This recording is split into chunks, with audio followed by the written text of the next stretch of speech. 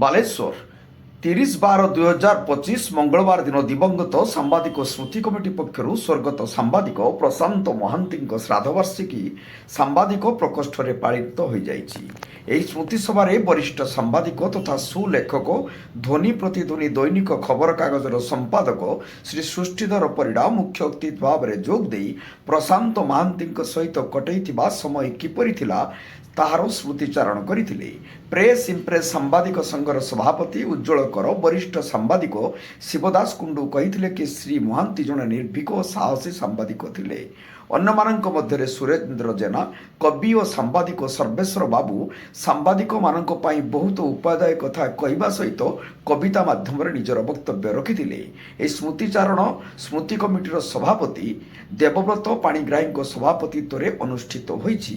ପ୍ରତ୍ୟେକ ଥର ଭଳି ଏଥର ମଧ୍ୟ 2 ଜଣ ସାମ୍ବାଦିକ ପୂର୍ଣ୍ଣଚନ୍ଦ୍ର ବାବୁ ଏବଂ ସୁଶାନ୍ତ ବାବୁଙ୍କୁ ମାନପତ୍ର ଉପଢୌକନରେ ସମ୍ମାନିତ କରାଯାଇଛି। ଏହି ସ୍ମୃତି ସଭାରେ ଭଗବାନ ଦାସ, ମମତା ଦାସ, ତପନ ବାବୁ, ମହେଶ୍ୱର ବେହେରା, ସନ୍ତୋଷ ବାବୁ, ସମ୍ବିତ ବେହେରା, ତ୍ରିଲୋଚନ ମହାନ୍ତି, ଜୀବନ ବାବୁ, ପ୍ରସନ୍ନଜିତ ଆସ, ଅଜିମ ବାଲେଶ୍ୱରୀ, ସୁଦୀପ୍ତ ମହାନ୍ତି ପ୍ରମୁଖ ଯୋଗଦାନ କରିଥିଲେ। ସ୍ମୃତି କମିଟି ସମ୍ପାଦକ ଶ୍ରୀ ଗଗନ କୁମାର ସେଠୀ ସମସ୍ତ ସାମ୍ବାଦିକ ଭାଇମାନଙ୍କୁ ଏକତ୍ରିତ ହୋଇ କମିଟିକୁ ଆଗେଇ ନେବାକୁ ଆହ୍ୱାନ ଦେଇଥିଲେ। ଶେଷରେ ସାମ୍ବାଦିକ ସମ୍ବିତ ବେହେରା ସମସ୍ତ ସାମ୍ବାଦିକ ଭାଇମାନଙ୍କୁ ଧନ୍ୟବାଦ ଦେବା ସହ ସଭା ସାଙ୍ଗ କରାଯାଇଥିଲା।